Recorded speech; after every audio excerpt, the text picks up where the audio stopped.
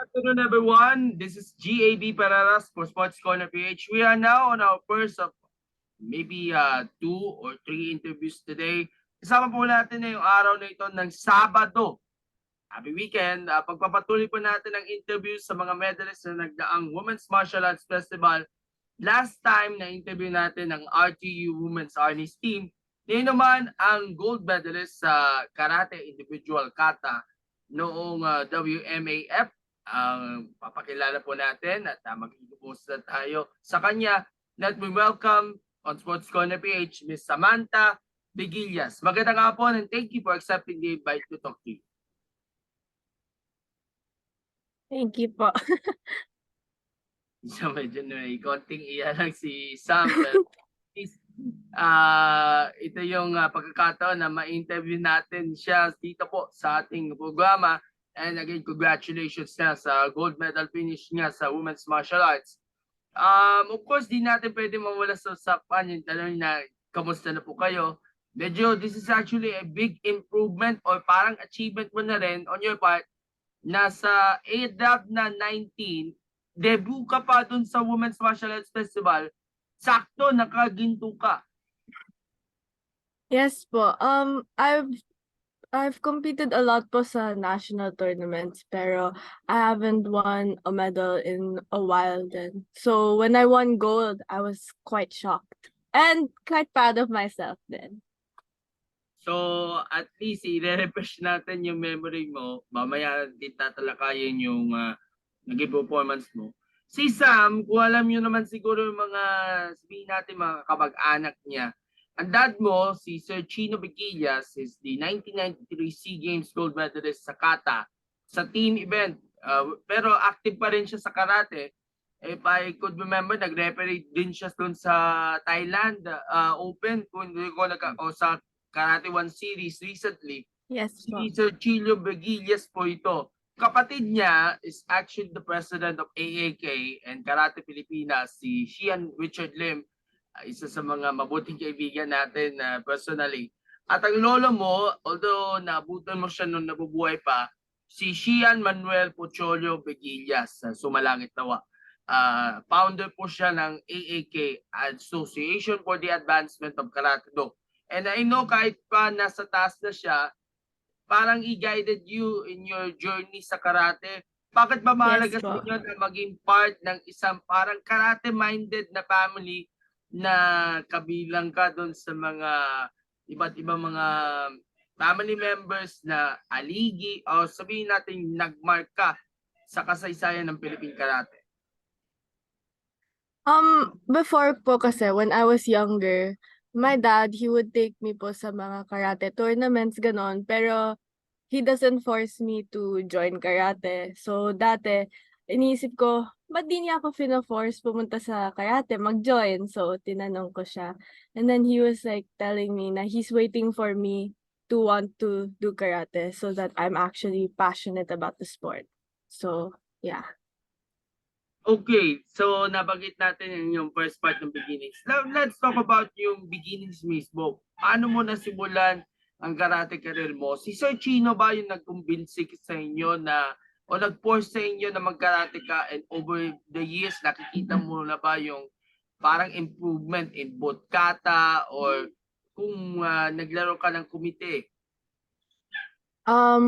Before kasi po, I used to do golf because my mom made me do golf. Pero ayoko talaga yung golf kasi wala akong kilala dun sa place na yan. So before, my dad would take me every month to the monthly karate championships, ganon. And then there were a lot of people my age, like sila Sakura, or yung teammate ko ngayon, sila Joanne, ganon. So I would be like, I wanna try it because they're my age. I just never experienced karate besides just watching it. So I told him that I wanna do karate. And then I think I started around grade 7. So I was around 12 or 13 when I started. Pero everyone around me was already purple belt, thus I was only a white belt. So I felt like I had to improve faster. Yeah. Okay, pre-pandemic and even this pandemic, kasi nag-resume na yung karamihan sa mga local competitions before itong WMAF. Ano ba mga na-achieve ninyo, mga memorable, mga medal finishes sa karate? Did you won consistently doon sa mga kata events, sa mga karate competitions, both local or national? Honestly po, when I competed sa nationals and sa Manuel Veguillas Cup, I wasn't able to win any medals, but I was still proud of my performance because a lot of my opponents were already established compared to me, who's technically more of a beginner compared to them. So I was still proud of my performance. Recently, we were also able to go to Thailand Open.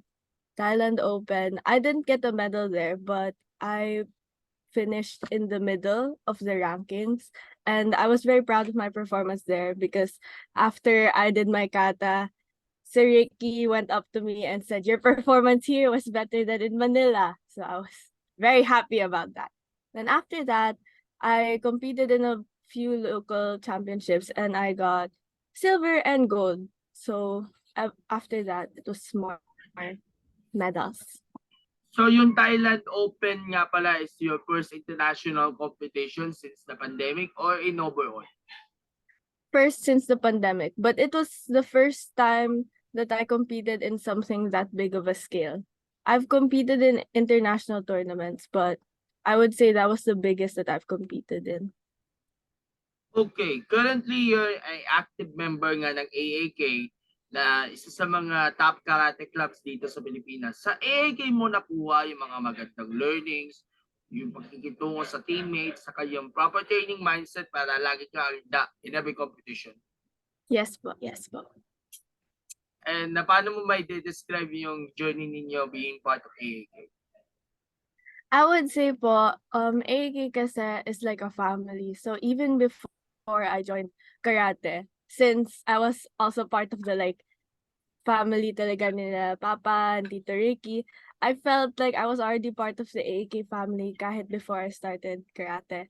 And I feel like a lot of us also are always together and we have each other's backs. And it's very nice to see. It helps us support each other during competitions, stuff like that.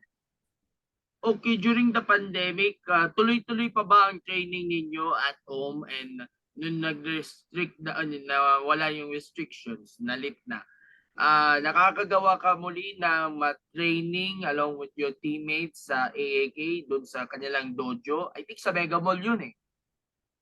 Actually, our dojo in Mega Mall is closed na po. Pero during the pandemic, we had a lot of online trainings through Zoom. So I think it was like Tuesday, Thursday, and then we have advanced classes also.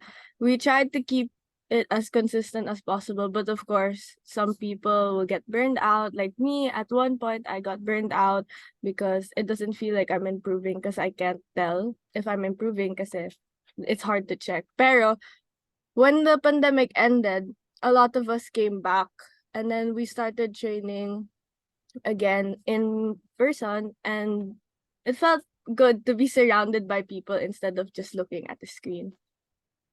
Nalaman nyo early on or late notice ba itong Women's Martial Arts Festival na inorganize ng Philippine Sports Commission?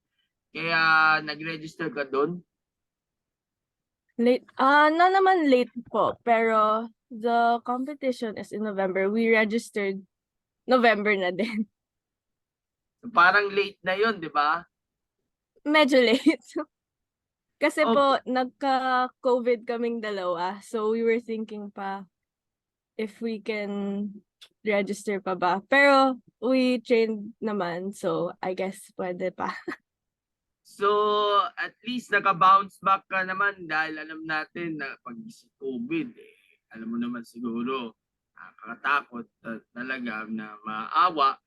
Pero at least naka-recover ka just before itong competition. So, isa kang COVID survival na gold medalist si Sam. And how was your training kasi late nga yung preparations kasi nagka-COVID ka. Narating nyo ba yung peak ng inyong condition physically and mentally at ang pagpolish sa mga technique sa kata even though nagka-COVID ka and before ka sumabak, ano ba ang advantage na sumasali ka din sa mga local competitions before you itong WMAF ng PSC? I feel like kasi when it comes to kata, it's important to know that you're not fighting anyone. It's more like you're fighting yourself to improve. So for me, when I got COVID kasi the week 2 weeks before the competition. So I only had 1 week to train. And because I felt like there was not a lot of time, what I did was I trained every day as long as I could, just so I could push myself talaga to be able to compete. Because I didn't want to waste naman all the training I did before I got COVID. So yeah. So this is actually a great but new experience for you na maglaro in your debut sa WAMF. This is actually your debut nga dun sa face-to-face, although meron mga preceding editions nga ng WAMF ng online pero di ka sumali. Kung saan naglaban ka sa kata and eventually you won the gold with a narrow score of 23.20 points compared sa 2280 ni Joan Lumbao na kapwa student mo sa AAK. Can you share to us some of your views or sana yung mga observations about yung performance mo sa WMAF? Personally, my dad also told me na he told me that my form was good naman.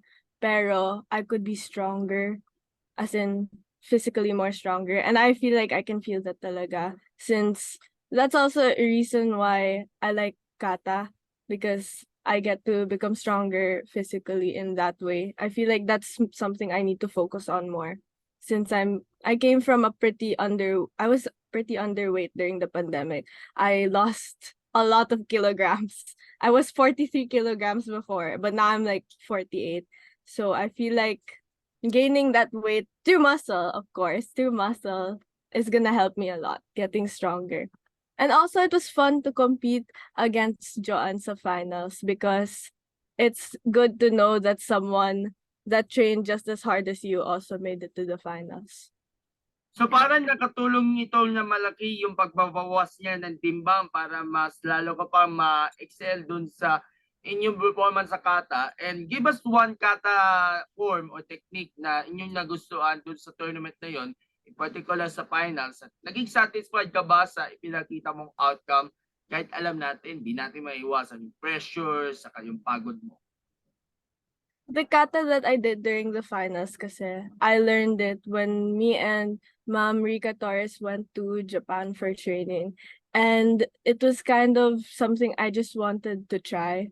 It's quite a hard kata to do in my opinion because it's you have a lot to think about. Even if it seems simple, it has to be diagonal. Also, the techniques have to be super snappy. So I feel like I like that part of the kata, but those are also super challenging to do and to practice in such a short period of time.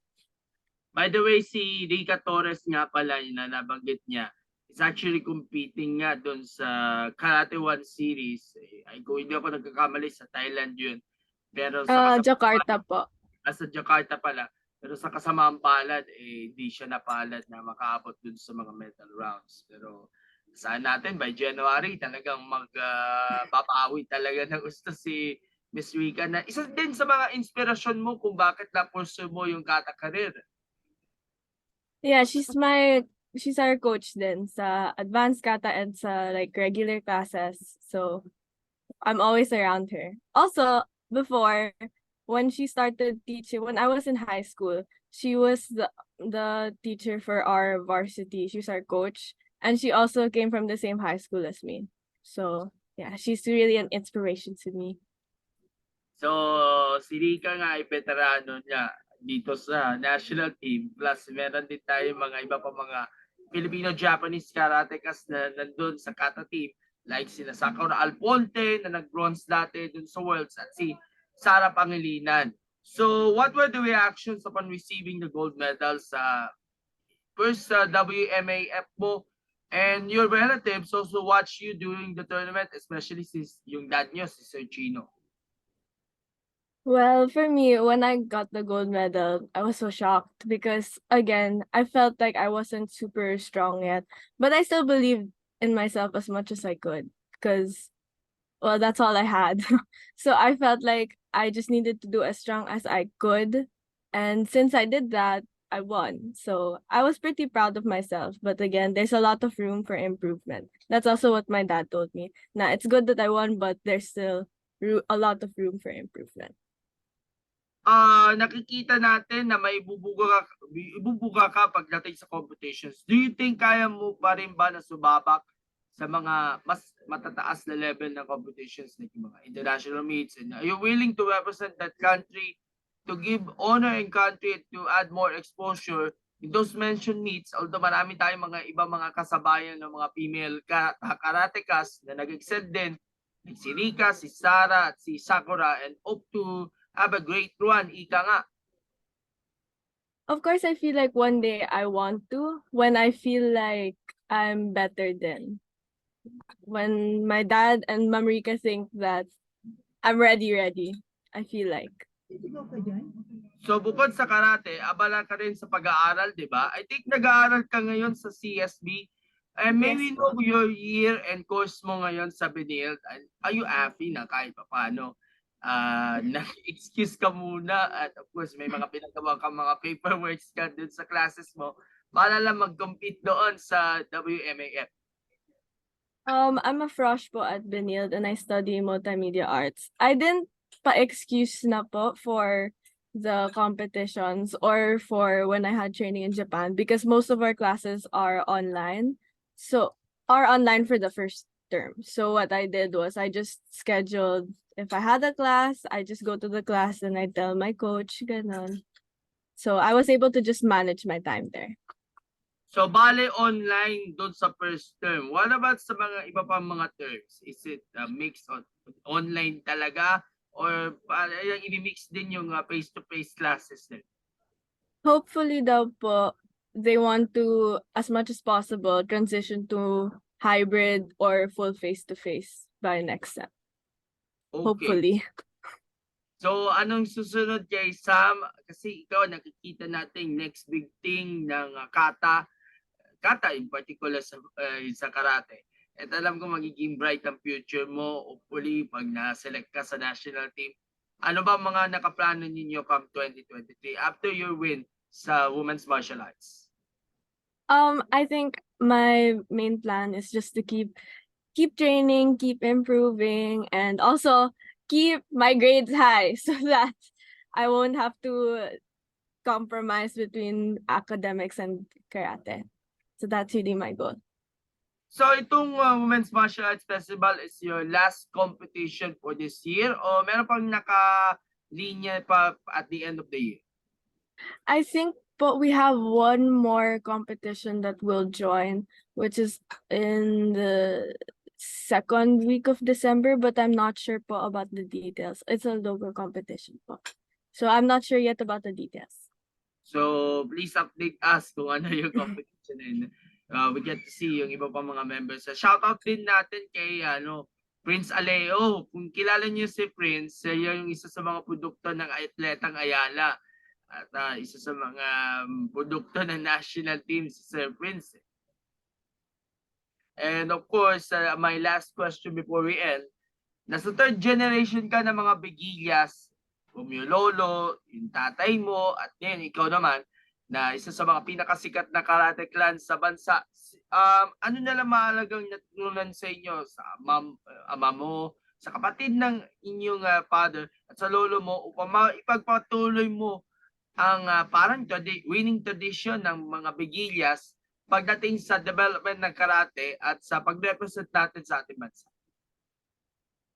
My dad told me, kasi before I always lost competitions because like I said, a lot of my opponents are already established. So before, whenever I lose a competition, my dad would tell me that like failures are just feedback so that I can improve for future things. So whenever I fail, it's important to just take it as a way to learn what to do for the next competition. So I feel like that helps in all ways of life also.